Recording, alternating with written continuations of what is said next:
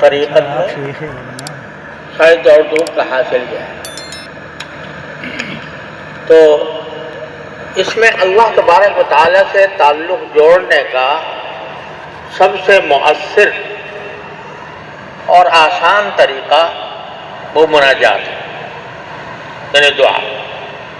اللہ تبارک و تعالیٰ سے دعا مانگنے کی عادت، چلتے پھرتے اٹھتے بیٹھتے اپنی ہر چھوٹی بڑی حاجت اللہ تبارک و تعالیٰ کی بارگاہ میں پیش کرنا اور اپنی حاجتوں کو اللہ تبارک و تعالیٰ سے مرادیں مانگنا۔ جتنا بندہ اس کا عادی زیادہ ہوگا اتنا ہی انشاءاللہ اس کا تعلق اللہ تعالیٰ سے مضبوط ہوگا۔ ہمارے حضرت حکیم الامت قدس اللہ تعالیٰ سرہ اللہ تعالیٰ ان کے درجات بلند فرمائے، وہ بھی اور ان کے خلفاء بھی یہ فرمایا کرتے تھے کہ اب ایسا دور تو رہا نہیں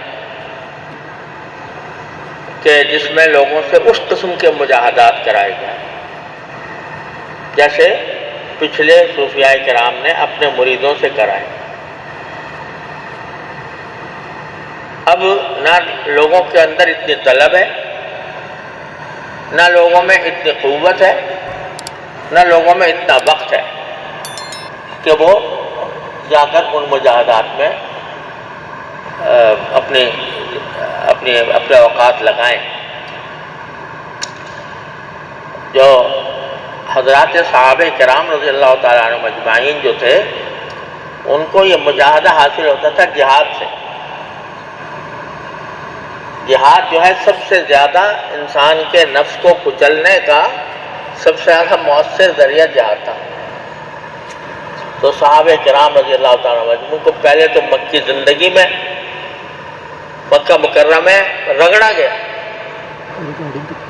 اور کیا کیا آفتیں کیا کیا اذیتیں نہیں تھیں جو ان پر روانہ رکھی گئی ہوں، لیکن حکم یہ تھا کہ بس صبر کرو، جواب نہ دو، انتقام نہ لو، کوئی لڑائی نہیں، مار کھاتے رہو۔ تو یہ اس وقت تو اس طرح گزرا گیا نفس کو کہ جب جہاد کا موقع آیا تو جہاد میں جو مشقتیں اور جو نفس کی قربانیاں دینی پڑتی ہیں وہ دنیا کے کسی کام میں نہیں۔ یعنی دنیا میں رہتے ہوئے انسان اس سے زیادہ قربانی کہیں نہیں دیتا جتنا جہاد میں دیتا ہے۔ تو ان جہاد میں غزوات میں حضرات صحابہ کرام رضی اللہ تعالیٰ عنہ کو مشقتوں میں ڈال کر ان سے مجاہدات کرا کے سیقل کر دیا گیا۔ پہل3 تکلیفیں پہنچا کر، اذیتیں دے کر اور ان سے صبر کرا کے، اور پھر دشمن کے مقابلے میں اپنی جان کے نذرانے پیش کروا کے زخموں کو پھول سمجھ کر قبول کرنے والے کہ خون کے نیزے کا وار سینے کے اوپر لگا اور خون کا فوارہ نکلا اور منہ سے یہ نکلا کہ فزت و رب الکعبہ، رب کعبہ کی قسم کامیاب ہو گیا میں۔ یہ مقام ان کو اللہ تبارک و تعالیٰ نے عطا فرمایا، تو وہ مجاہدات سے۔ اب ہم نہ تو اس طرح کی مکی زندگی میں ہیں کہ ہم پر مار پڑ رہی ہو، نہ ہم جہاد کی ہمیں توفیق ہو رہی ہے کہ جہاد کریں۔ جن کو اللہ تعالیٰ نے توفیق دی اللہ تعالیٰ نے ان کو کامیابی بھی عطا فرمائی۔ آنکھوں سے دیکھ رہے ہو کہ بڑی بڑی سپر پاورز جو ہیں وہ ڈھیر ہو گئے ان نہتوں کے مقابلے میں، تو لیکن ہم محروم ہیں، ہم جہاد سے محروم ہیں۔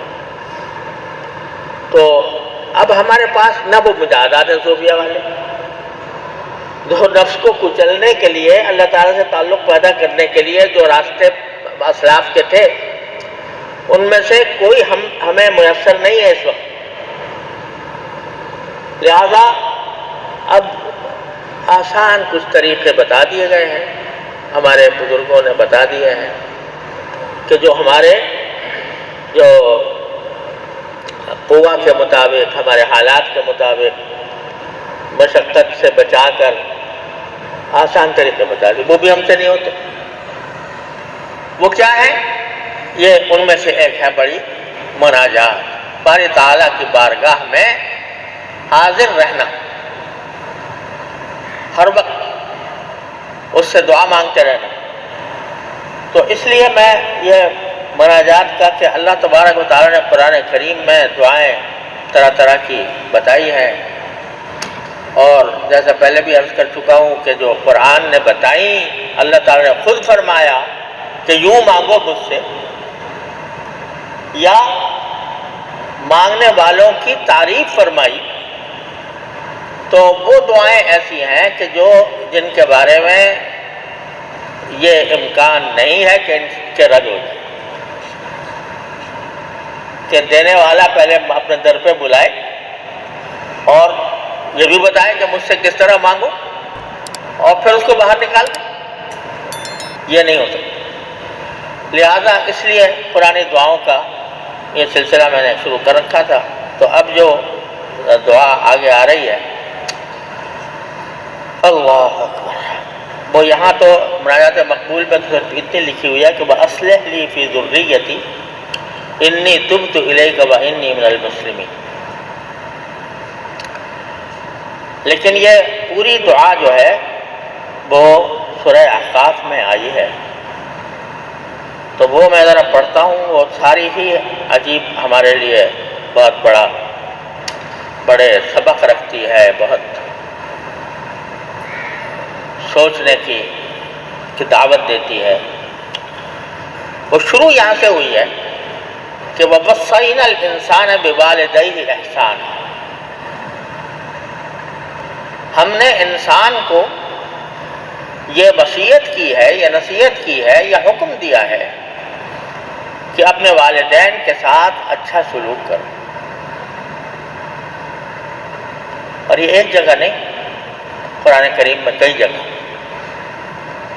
اور اس کو اللہ تبارک و تعالیٰ نے اپنی توحید کا اقرار کرانے کے ساتھ فوراً جو پہلی بات نقل کی ہے وہ والدین کے ساتھ حسن سلوک۔ سورہ بنی اسرائیل میں ہے نا، وَقَضَىٰ رَبُّكَ أَلَّا تَعْبُدُوا إِلَّا إِيَّاهُ وَبِالْوَالِدَيْنِ إِحْسَانًا، کہ آپ کے پروردگار نے یہ فیصلہ کیا کہ اس کے سوا کسی کی عبادت نہ کرنا، اللہ تعالیٰ کی سوا، اور والدین سے اس کا سلوک کرنا۔ ایمان لانے کے بعد، توحید پر ایمان لانے کے بعد پہلا فریضہ بندے کا وہ یہ ہے کہ اپنے والدین کے ساتھ حسن سلوک کرے۔ تو اسی کا حوالہ اللہ تبارک و تعالیٰ دے رہے ہیں کہ ہم نے انسان کو یہ وصیت کی کہ تم اپنے والدین کے ساتھ اچھا سلوک کرنا، اور پھر حکم تو دیا والدین دونوں کے لیے کہ ان کے ساتھ اچھا سلوک کرنا، لیکن آگے خاص طور پر ماں کا خصوصی ذکر کرنا۔ حملتہ امہ کرہا ووضعتہ کرہا، کہ دیکھو تمہاری انسان کی ماں نے اس کو پیٹ میں اٹھایا مشقت کے ساتھ۔ تصور کرو، ہم تو مرد ہیں، کبھی گزرے نہیں اس صورتحال سے، لیکن جو خواتین حالت حمل میں ہوتی ہیں تو کیا کیا مشکلات سے دوچار ہوتی ہیں، کیسے مسائل سے دوچار ہوتی ہیں۔ تو حملتہ امہ کرہا، کہ ماں نے اٹھایا، اس کو پیٹ میں اٹھایا مشقت کے ساتھ، ووضعتہ کرہا، اور اس کو جنا بھی تو مشقت سے جنا۔ وہ تکلیف جو ماں کو بچہ جننے میں ہوتی ہے وہ وہی جانتی ہے۔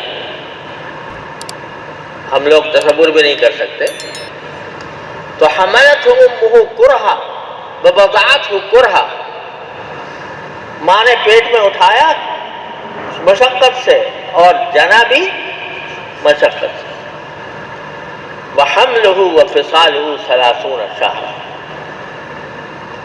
اور اس کا پیٹ میں اٹھانا حمل اور اس کا دودھ چھوڑانا، یہ سب کم سے کم 30 مہینے کا ہے. اللہ تعالیٰ نے پورا حساب کر کے بتا دیا کم سے کم. کیوں؟ اس لیے کہ حمل کی جو کم سے کم مدت ہوتی ہے وہ 6 مہینے، یعنی عام طور سے بچے کی، زندہ بچے کی پیدائش جو ہے وہ 6 مہینے سے کم میں نہیں ہوتی. عام طور سے تو 9 مہینے لگ جاتے ہیں، لیکن کبھی اس سے پہلے بھی ہو جاتا ہے، کبھی 6 مہینے کا بھی پیدا ہو جاتا ہے اور وہ زندہ ہوتا ہے. تو کم سے کم مدت لیے حمل کی کہ بھائی کم سے کم 6 مہینے تو حمل کی مشقت برداشت کرتی ہی ہے، اس سے زیادہ بھی کرتی ہے، زیادہ بھی عام طور سے 9 مہینے ہوتی، اس سے زیادہ بھی ہو جاتی. ابو علی ابن سینا نے لکھا کہ میں نے ایک بچہ ایسا دیکھا جو 100 سال پیٹ میں رہا. ابن سینا کہتا ہے تو کتنی مدت، اس لیے اکثر مدت تو بیان نہیں فرمائی اللہ تعالیٰ نے کہ اکثر مدت کتنی ہو سکتی ہے، وہ اتنی بھی ہو سکتی ہے اللہ عالم. تو کتنی بھی ہو سکتی ہے، اس لیے اکثر مدت کو ذکر کیا نہیں، لیکن کم سے کم مدت جو شرعاً معتبر ہے وہ 6 مہینے.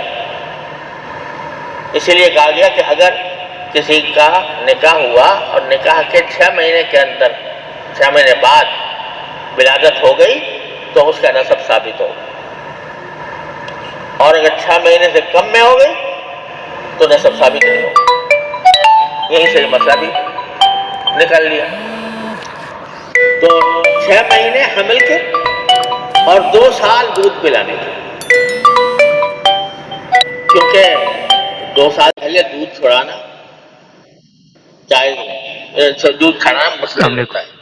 عام طور سے زیادہ سے زیادہ مدت جو ہے وہ 2 سال ہوتی ہے. تو کم سے کم مدت حمل اور زیادہ سے زیادہ دودھ پلانے کی مدت سب ملا کے 30 مہینے بنتی ہے، یعنی 2.5 سال. تو یہ فرما رہے ہیں کہ تمہیں یاد نہیں رہتی یہ بات کہ تمہاری زندگی کا دنیا میں آنے کے لیے ماں نے کتنی مشقتیں اٹھائی. کم سے کم تمہارے دودھ چھوڑانے تک کم سے کم 2.5 سال، 30 مہینے. تو جس ماں نے اتنی مشقتیں اٹھائیں اور اس کی تم نافرمانی کرتے ہو، اس کو تکلیف پہنچاتے ہو، اس کے ساتھ بے طرح گفتگو کرتے ہو، بات ایسی کرتے ہو کہ جس سے اس کا دل ٹوٹے. تو اللہ تعالیٰ نے ذکر تو کیا والدین کا پہلے کہ ہم نے والدین کو کے ساتھ اس نے سلوک کی، وصیت کی ہے، اس کا حکم دیا ہے، اس کے تاکید کی ہے. لیکن آگے ذکر جو ہے خاص طور پر ماں کا ہے، کیونکہ جتنی مشقت ماں اٹھاتی ہے اتنا باپ نہیں اٹھاتا. باپ تو صرف لذت لیتا ہے، لیکن ماں جو ہے اس کے نتیجے میں مشقت اٹھاتی ہے. تو اس لیے ماں کا ذکر خاص طور پر فرمایا. اسی لیے نبی کریم سرور دو عالم صلی اللہ علیہ وسلم نے پہلے فرمایا کہ کس کی اطاعت کریں تو فرمایا ماں کی. پھر پوچھا کس کی اطاعت کریں، کہا ماں کی. پھر پوچھا کس کی اطاعت کریں، کہا ماں کی. پھر پوچھا کس کی اطاعت کریں، کہا باپ کی. یعنی 3 حصہ ماں کی کا حق زیادہ ہے باپ کے مقابلے میں. تو اس لیے اللہ تعالیٰ نے باپ کی مشقت کا ذکر نہیں کیا. زیادہ زیادہ باپ کا کام یہ ہے کہ وہ اس کے لیے دودھ کا، اگر یا تو دودھ تو ماں ہی پلاتی ہے بیچاری، ورنہ اگر کہیں دودھ نہ ہو تو کہیں بازار سے لے آئے، پیسہ خرچ کر دے، لیکن جسمانی مشقت باپ کو کچھ نہیں ہوتی اولاد کی پرورش میں، کوئی مشقت نہیں ہوتی، مشقت ساری ماں اٹھاتی، لہذا اس کا حق بھی زیادہ بتا دیا۔ اب آگے اللہ تعالیٰ فرماتے ہیں کہ جب ماں باپ جو ہیں وہ پرورش کر کے جب اس کو اس حالت پہ لے آتے ہیں کہ وہ اچھا خاصا بھلا چنگا ہو جاتا ہے، حتیٰ اذا بلغ اشدہ وبلغ 40 سنہ، یہاں تک کہ جب وہ اپنی سب زیادہ پختگی، قوت کی پختگی کو پہنچ جاتا ہے اور 40 سال کی عمر کا ہو جاتا ہے، تو اس وقت یہ دعا مانگتا ہے۔ یہ بعض روایات میں یہ آیا ہے کہ یہ اصل میں حضرت صدیق اکبر رضی اللہ تعالیٰ عنہ کی طرف اشارہ ہے۔ حضرت صدیق اکبر رضی اللہ تعالیٰ عنہ شروع میں وہ ان لوگ حضرات میں سے تھے جو سب سے پہلے ایمان لائے، اور ان کے والدین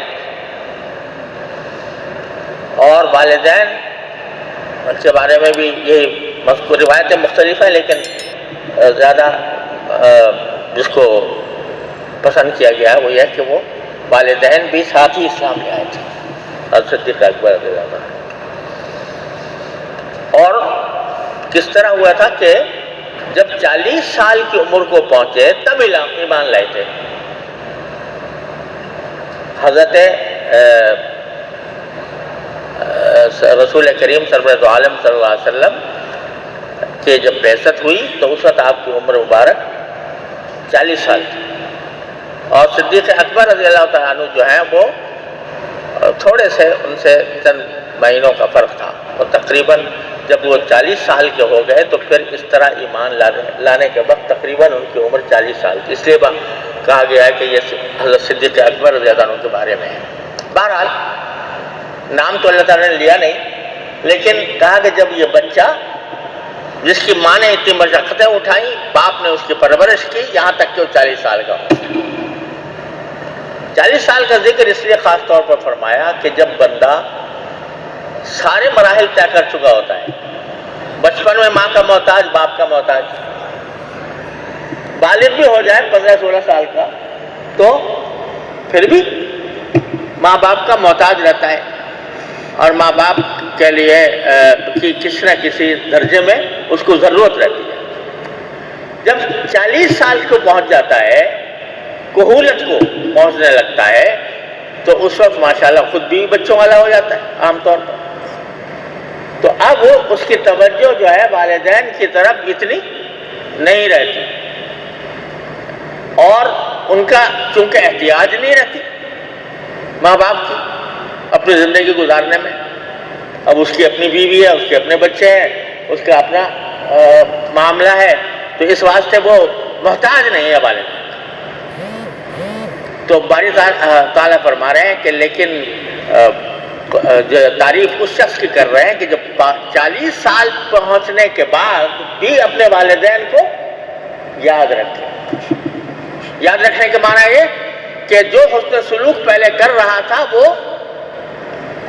کرنا تھا احتیاج کی وجہ سے، اپنی احتیاج کی وجہ سے، اپنی حاجت کی وجہ سے، اب باوجود اس کے محتاج نہ ہونے کے تب بھی ان کے حق میں دعا کرتا ہے، رب اوزعنی ان اشکر نعمتک التی انعمت علی وعلی والدی وان اعمل صالحا ترضاه انی واصلح لی فی ذریتی انی تبت الیک وانی من المسلمین۔ تو 40 سال کے ہونے کے بعد کا جو خاص طور پر ذکر فرمایا ہے وہ بظاہر اس وجہ سے ہے کہ اس عمر پر پہنچنے کے بعد عام طور سے بندہ جو ہے وہ والدین سے اپنے آپ کو مستغنی سمجھنے لگتا ہے۔ اب وہی ماں کہ جب کوئی ذرا بھی تکلیف ہوتی تھی تو اس کو پکارتا تھا، کسی بچے نے باہر مار دیا تو ماں کو پکار رہا ہے، اگر پیٹ میں درد ہو گیا تو ماں کو پکار رہا ہے، سر میں درد ہو گیا تو ماں کو پکار رہا ہے۔ اب 40 سال کا پہنچنے کے بعد اب اس سے بے نیاز ہو گیا نا، اب خود مختار ہو گیا، تو اب وہ بعض اوقات ماں باپ کی باتیں بھی بری لگنے لگتی ہیں۔ یہ تو میں کچھ اور سوچ رہا ہوں، یہ کچھ اور سوچ رہے ہیں۔ ماں باپ جو ہیں وہ کسی بات کو کہہ رہے ہیں، وہ ہمیں پسند نہیں آ رہی، تو اس مرحلے پہ جا کر بندہ بسا اوقات والدین کی حسن سلوک والدین سے کرنے کے بجائے الٹا ان کے لیے تکلیف کا سبب بننے لگتا ہے۔ اور اگر کہیں بڑھاپے کو پہنچ گئے ماں باپ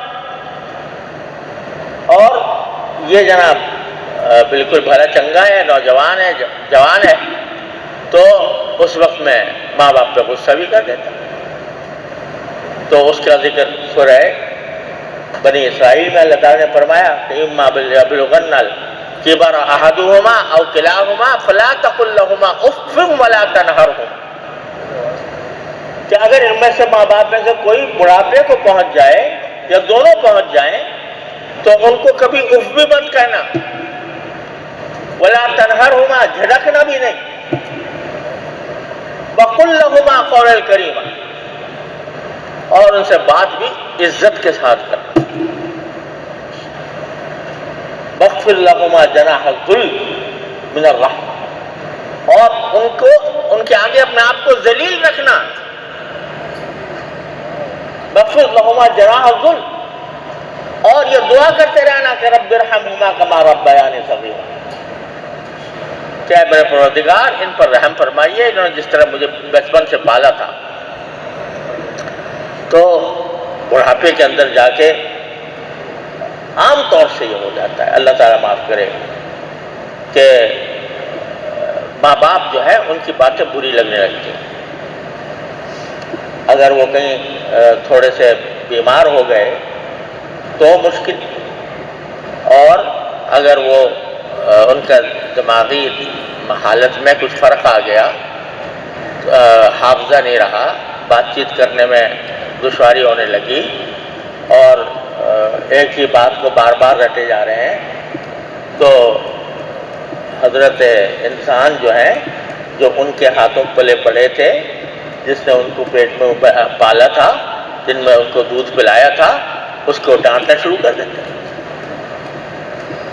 تو اس لیے فرمایا کہ جب خاص طور پہ 40 سال کا ذکر کرتے ہیں کہ 40 سال کا جب پہنچ جاتا ہے، جو بندہ صحیح ہوتا ہے وہ یہ کہتا ہے کہ رب اوزعنی ان اشکر نعمتک التی انعمت علی وعلی والدی، یہ وہی دعا ہے جو پہلے گزری ہے حضرت سلیمان علیہ السلام کے سے، کہ اے میرے پروردگار مجھے اس بات کا شوقین بنا دیا۔ اوزعنی کے معنی یہ ہے کہ مجھے اس کا شوقین بنا دیا، میرے دل میں اس کی رغبت پیدا کر دی ہے۔ کس بات کی؟ ان اشکر نعمتک التی انعمت علی، کہ میں آپ کی جو نعمتیں جو آپ نے مجھ پر نازل فرمائی ہیں میں اس کا شکر ادا کروں، اس کا مجھے کیا بنا دیجیے؟ شوقین۔ یہ کے معنی اصل میں یہ ہے کہ کوئی شخص کسی کو کسی چیز کی ترغیب دے، اور ترغیب دے کر اس کو اس چیز کا دل میں اس کے شوق پیدا کر دے، طمع پیدا کر دے۔ تو یہاں لفظ بھی وفقنی کے بجائے اوزعنی، کہ مجھے شوقین بنا دیجئے، کس بات کا؟ آپ کے شکر کرنے لگے، آپ کی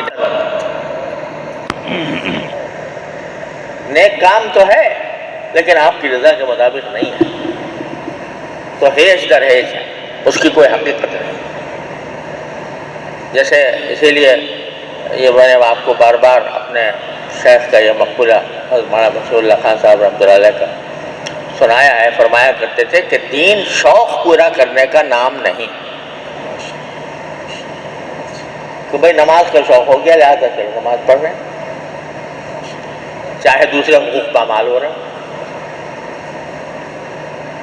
تحصیل علم کا شوق ہو گیا تو اس میں لگے ہوئے، کتابوں کے کیڑے بنے ہوئے، اور والدین کے حق کو پامال کر رہے ہیں۔ تو شوق پورا کرنے کا نام دین نہیں، بلکہ اتباع کا نام دین ہے۔ جس وقت جو تقاضا ہے شریعت کا، اللہ تبارک و تعالیٰ کا، وہ اس وقت اس کو پورا کرے۔ اگر تقاضا یہ ہے کہ حی علی الصلاۃ حی علی الفلاح پکارا جا رہا ہے تو نماز پڑھ جائے۔ اگر تقاضا یہ ہے کہ گھر میں آیا ہے تو گھر کے کاموں میں گھر والوں کا ہاتھ بٹائے تو وہ کام کرے۔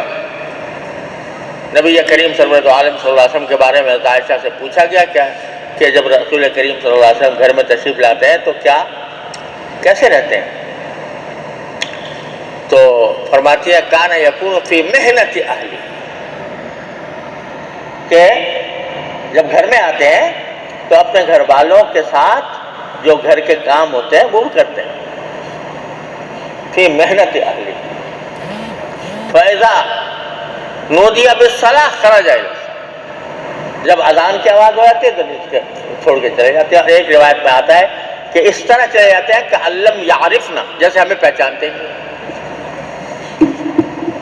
تو دین نام کہے گا اتباع کہے گا کہ جس وقت جو تقاضا اللہ تبارک و تعالیٰ کی طرف سے ہے اس وقت اس کو ادا کرے۔ والدین کی خدمت کا تقاضا ہے، والدین کی خدمت کرے۔ بیوی کا حقوق ادا کرنے کا تقاضا ہے، بیوی کا حقوق ادا کرے۔ بچوں کے حقوق کا تقاضا ہے، بچوں کے کرے۔ اور جب اللہ کے حق کا تقاضا ہے تو اللہ کا حق ادا کرے۔ یہ ہے۔ تو اس لیے فرمایا کہ میں ایسا عمل مانگتا ہوں آپ سے جو صالح بھی ہو اور ساتھ میں اس کو آپ پسند کریں۔ چھوٹا سا عمل ہوتا ہے لیکن باری تعالیٰ پسند فرما لیتے ہیں چھوٹے سے عمل کو۔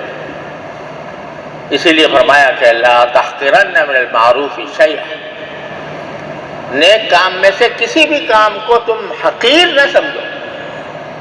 کیا پتا کہ وہی چھوٹا سا کام تمہارا بیڑا پار کر دے، اللہ تعالیٰ کو پسند آ جائے۔ اب کتے کو پانی پلا دیا تھا کسی نے نا، حدیث میں آتا ہے اللہ تعالیٰ کو پسند آ گیا کہ بھائی میری مخلوق کے ساتھ اس نے یہ رحمت کا برتاؤ کیا تو میں بھی اس کے ساتھ رحمت کرتا ہوں، پسند آ گیا۔ تو عمل صالحا ترضاہ، ایسا عمل کروں جو نیک عمل جو جس کو آپ پسند کریں۔ وَأَصْلِحْ لِي فِي ذُرِّيَّتِي، اور میری اولاد جو ہو اس کے اندر بھی اس کو بھی درست کر دیجیے، وہ بھی صالح بن جائے۔ تو ایک طرف والدین کا حق ہے تو والدین کے اوپر جو نعمتیں ہوئیں اس کا شکر ہے اور والدین کے ساتھ حسن سلوک ہے۔ دوسری طرف اپنی اولاد کی طرف بھی توجہ ہے کہ یہ کہیں خراب نہ ہو۔ تو اس کو بھی دعا کے اندر شامل فرمایا کہ وہ کہتے ہیں کہ میری اولاد میں صلاح پیدا کر۔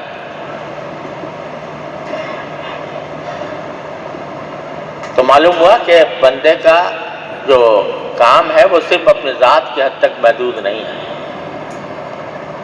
جس طرح اپنے آپ کو نیک بنانا ضروری، اتنا ہی اپنی اولاد کو نیک بنانا۔ اصلح لی فی ذریتی، اور یہاں عربی جاننے والوں کے لیے ایک بڑا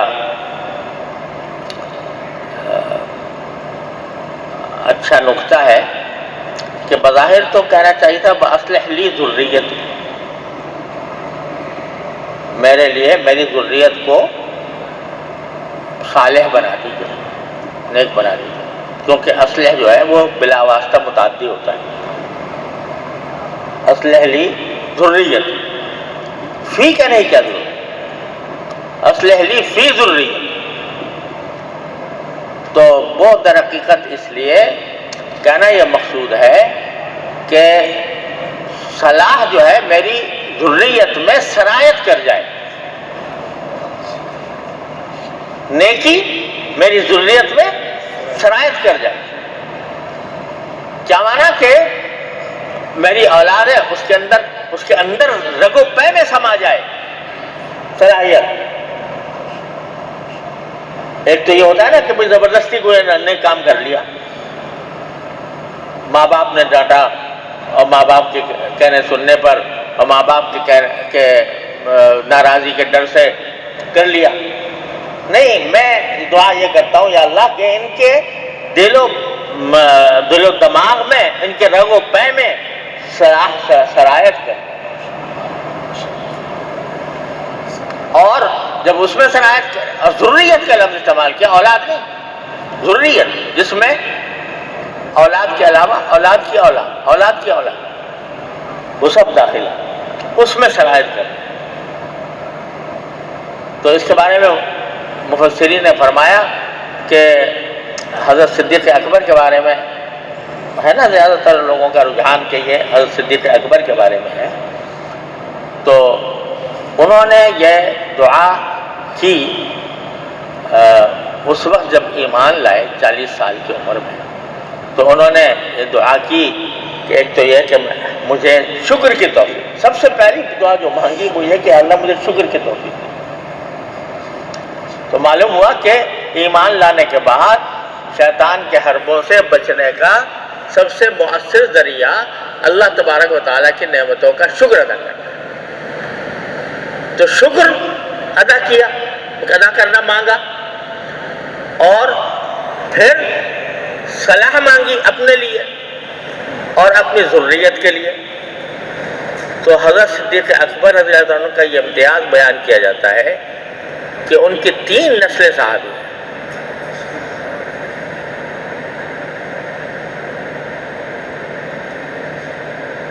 تین نہیں، 4، کیونکہ ان کے والد ایمان لائے تھے، جو خود ایمان لائے تھے، ان کے بیٹے عبد الرحمن بن بکر مومن ہے، صحابی ہے، اور ان کے بیٹے شاید ابو عتیق نام تھا یا کچھ، وہ بھی، تو 4 نسلیں صحابی ہیں۔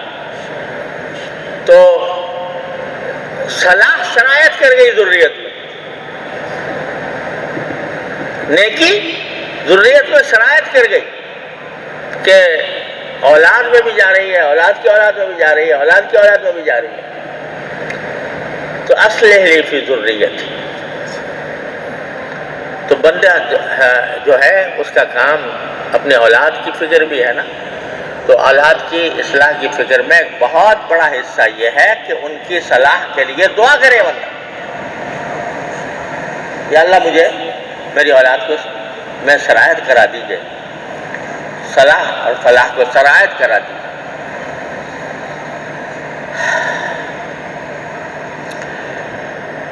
اور حضرت شیخ عبد الوہاب شعرانی رحمۃ اللہ علیہ فرماتے ہیں کہ والدین کی دعا اپنی اولاد کے لیے بہت زیادہ مؤثر ہے۔ والدین جو دعا دیتے ہیں وہ بہت زیادہ مؤثر ہوتی ہے۔ ایک تو اس وجہ سے کہ اولاد کے لیے دل سے دعا نکلتی ہے، اور دوسرے یہ کہ اللہ تبارک و تعالیٰ اس کو ذریعہ بناتے ہیں اولاد کی صلاح کا۔ اس واسطے شیخ عبد الوہاب فرماتے ہیں کہ اولاد کے لیے دعا کرتے رہنا چاہیے۔ اور پھر آگے فرمایا کہ انی تبت الیک، میں آپ سے رجوع کرتا ہوں۔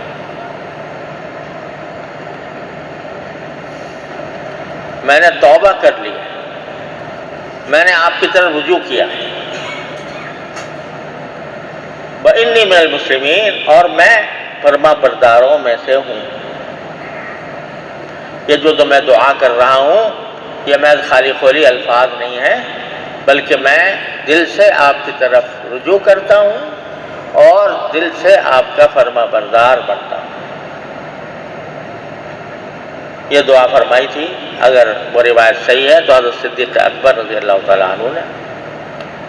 تو یہ دعا مانگتے رہنا چاہیے، اس کا وظیفہ بنانا چاہیے. اس کو خاص طور پر نمازوں میں التحیات کے بعد، آخر میں سلام سے پہلے، اور پھر صلوات مکتوبات یعنی فرائض نماز کے بعد جو دعائیں مانگی جاتی ہیں ان میں شامل کریں، کیونکہ اس میں اپنے والدین کی، اپنے ذریت کی، سب اس میں شامل ہیں.